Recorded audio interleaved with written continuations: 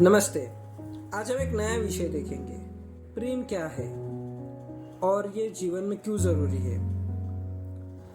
प्रेम एक बड़ा ही जटिल और विशाल विषय है, लेकिन मैं आसान शब्दों में कहना चाहूँ तो किसी के बारे में सोचते हुए या उनके साथ रहते हुए खुश और उससे जुड़ा हुआ महसूस करना, इस भावना को प्रेम कहते हैं। इसके कुछ प्रकार हैं, जैसे व्यक्ति और परिवार प्रेम, देश प्रेम, कर्तव्य प्रेम और ईश्वर प्रेम। प्रेम के अनेक पहलू हैं जो आज हम देखेंगे। प्रेम ये शब्द आमतौर पर दो व्यक्तियों के बीच के विषय को कहते हैं। दो व्यक्ति एक दूसरे के साथ खुश महसूस करते हैं और पूरा जीवन साथ में बिताना चाहते हैं, तो उन्हें विवाह कर जोड़ा जाता है और इसी से परिवार बनता है।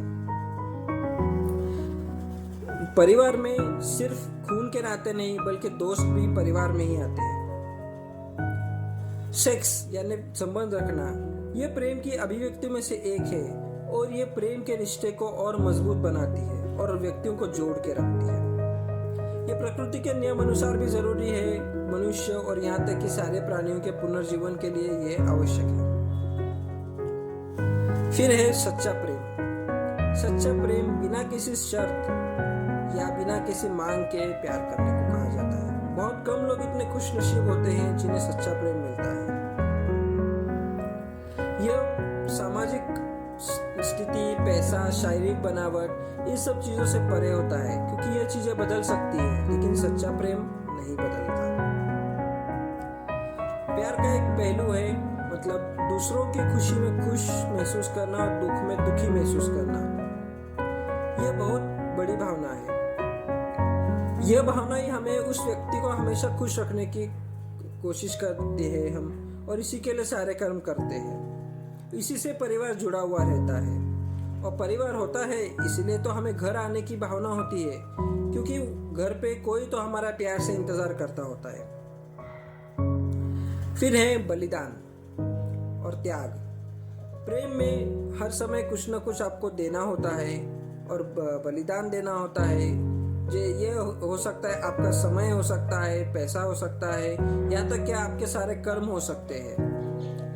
क्योंकि अगर आप प्रेम के लिए कुछ भी नहीं करोगे तो जो धीरे धीरे कम होती जाएगी। हम किसी व्यक्ति से घृणा या उसे नापसंद क्यों करते हैं? या तो उसके कर्म अच्छे नहीं होते हैं, या फिर उसके कर्मों के वजह से हमें डायरेक्टली या इनडायरेक्टली नुकसान या दुख पहुंचा होता है।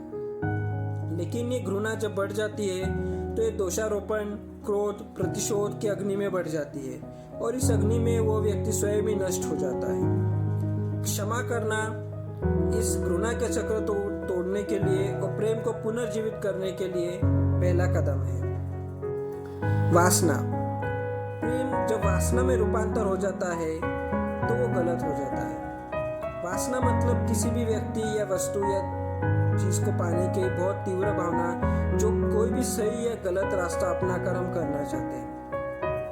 यह लोभ, क्रोध, अहंकार की ओर ले जाता है और व्यक्ति और उस प्रेम के उद्देश्य को ही नष्ट कर देता है। इसलिए प्रेम को वासना में रूपांतर न होने देना, उसे नियंत्रित रखना, यह आवश्यक है। हमारे अगले वीडियो में हम देखेंगे प्रेम के कुछ और पहलू और प्रकार। धन्यवाद।